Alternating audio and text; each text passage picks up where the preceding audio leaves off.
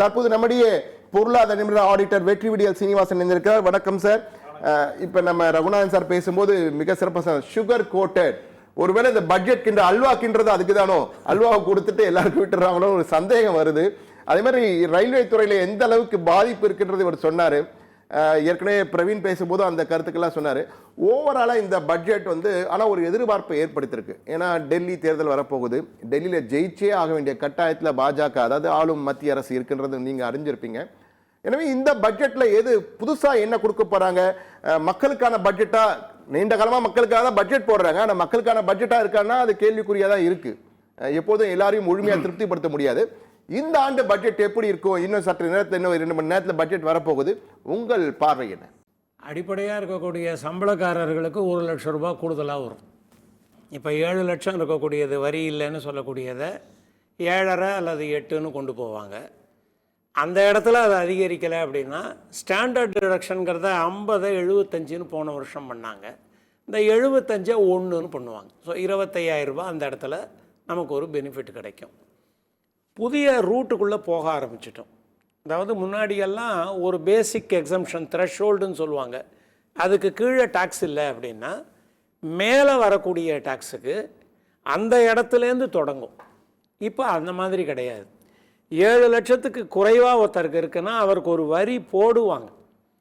அந்த வரியை இன்னொரு செக்ஷன் மூலமாக ரிமூவ் பண்ணுவாங்க. அதை உங்களுக்கு அனுகூலம் பண்ணுவாங்க. ஸோ மிடில் இன்கம்னு அவங்க ட்ரீட் பண்ணக்கூடிய ஒரு ஐட்டத்தில் 2 கூறுகளை எடுத்துக்கொள்கிறார்கள். ஒன்று இன்ஃப்ளேஷன், போன வருஷத்துக்கும் இந்த வருஷத்துக்கும் இருக்கக்கூடிய பணவீக்கம். இன்னொன்று பொலிட்டிக்கல். ஒரு பொலிட்டிக்கலாக மிடில் இன்கம் குரூப்புக்கு நான் கூட 1 லேக்கு கொடுத்துருக்கேங்கிறத சொல்ல வேண்டிய ஒரு அவசியம் எந்த ஒரு அரசுக்கும் இருப்பதுனால இந்த 2ஐயும் சேர்த்து அந்த இடத்துல போட்டுட்டாங்கனாலே அதுக்கு மேலே வேறு யாரும் இந்த சிறு குறு தொழிலாளர் ரயில்வே பட்ஜெட்டுக்கு எவ்வளோ ஒதுக்கப்பட்டிருக்கிறது, அதில் என்ன வந்திருக்கிறது என்பது பற்றிய கருத்து பெரிதாக தனிநபரை போய் சேருவதில்லை. இவையெல்லாம் அடிப்படையாக இருக்கக்கூடிய உண்மைகள். அதனால் இந்த 2 கொடுத்துருவாங்க.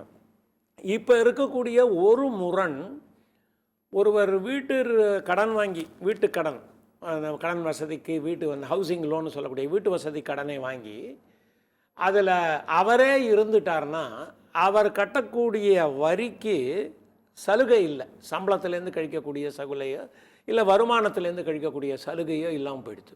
அவர் வாடகை இன்கம் காட்டினார்னா இந்த வட்டியை கட்டினதை அதில் காட்டி அவர் சலுகை பெறலாம்னு இருக்கு.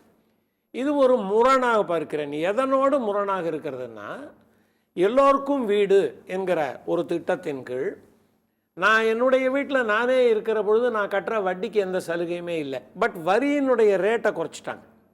இப்போ போன வருடமெல்லாம் வருமான வரி தாக்கல் பண்ணுறவங்க பழைய திட்டத்திலேயே என்னை கொடுங்க அப்படின்னு சொல்லிவிடுவாங்க.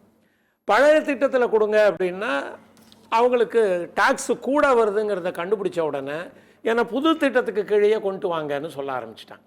அதாவது நியூ ரெஜிம்லேயே நான் வரேன்னு. ஏன்னா அதில் 6 லட்சம் ரூபாய் இருக்கும், இதில் 5 லட்சம் ரூபாய் இருக்கும். 5 லட்சம் ரூபாய் வரியை நான் கட்டுறேன், இல்லை வருமானத்துக்கு 5 லட்சத்துக்கு நான் கட்டுறேன், இல்லை 7 லட்சத்துக்கு கட்டுறேன்னு வருவாங்க. இப்போ ஒரு உதாரணத்தை எடுத்துக்கொள்ளுங்க. போன வருஷம் பட்ஜெட் அன்னைக்கு சொல்லப்பட்டது கேபிட்டல் கெயின்ஸில் இண்டெக்ஸேஷன் கிடையாது, ஆனால் 12%ன்னாங்க. எல்லோரும் இண்டெக்ஸேஷன் இல்லைன்னு உடனே அது தம்மை பாதிப்பதாக நாம் நினைத்து கொண்டோம். முதல் இம்பேக்ட் அப்படி தான் இருந்தது. ஆனால் ஒருவருக்கு இண்டெக்ஸேஷனை போடுற பொழுது 1 லட்சம் ரூபாய் என்பது 2001 கணக்கு எடுத்திங்கன்னா 2000ங்கிறத ஏப்ரல் 1ஆம் தேதி 2000 அப்படின்றத அடிப்படையாக வச்சிங்கன்னா இப்போ அது 3.25 பங்கு, அதாவது 3,70,70,000 ரூபாய் தான் அது இருக்கலாம். அன்றைக்கி 1 லட்சம்னா இதை கணக்கில் வைத்துக்கொண்டு 20% போடுவதா அல்லது வாங்கிய விலையும் விற்ற விலைக்கும் 12% போடுவதான்னா தானாகவே 12%க்குள்ளே வந்துடுவாங்க. 2ஐயும் கால்குலேட் பண்ணி பார்த்துட்டு. ஆதலால் முரண் என்பது இப்பொழுது இருக்கக்கூடியது, ஹவுசிங் லோன் வாங்கி வட்டி கட்டி கொண்டிருப்பவர்கள் தாங்களே குடியிருந்தால், வாடகை கிடைக்காமல் இருந்தால் அவர்களால் அதை கழித்து கொள்ள முடியவில்லை. இது 80C அப்படின்னு நேரடியாக பார்த்து 24 என்கின்ற செக்ஷன் கீழே பார்த்து அப்படியே மறுதளிக்காமல் இவர்களுக்கு மட்டும் தனியாக ஒரு செக்ஷன் அல்லது ஒரு சலுகை என்பது கொடுத்தால்தான் அனைவருக்கும் வீடு என்கிற திட்டத்தின் கீழ் அது ஒன்றாக சேரும். இப்போ ஆரம்ப காலத்தில் ஜிஎஸ்டி அறிமுகமான பொழுது சானிடரி நாப்கினுக்கு 28% போட்டுட்டாங்க. ஒரு லக்ஸுரி ப்ராடக்ட் மாதிரி அது டாக்ஸ் ஆகிடுச்சு.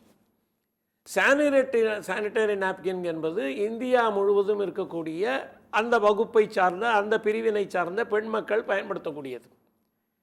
அது ஸ்வச் பாரத் என்பதனோடு தொடர்புடையது. நீங்கள் டாக்ஸ் அதுக்கு நிறையா போட்டிங்கன்னா ஸ்வச் பாரத் அஃபெக்ட் ஆகும். அப்போ அது 28லேருந்து 5%க்கு வரணும். இது ஆரம்பத்தில் போடுற பொழுது லிஸ்ட்டு பண்ணுற பொழுது எப்படியாவது பண்ணிவிடுவோம். யாராவது ஒருத்தர் அந்த விவரம் தெரியாமல் அதை பண்ணிவிடுவாங்க. பட் ஸ்வச் பாரத்தோடு அது முரண்படுகிறது என்று மாறுவது போன்று இப்பொழுது ஹவுசிங் லோனுக்கு உண்டான வட்டி முதல் விட்டுடுங்க, 80C எடுத்துட்டாங்க, அது கிடையாது.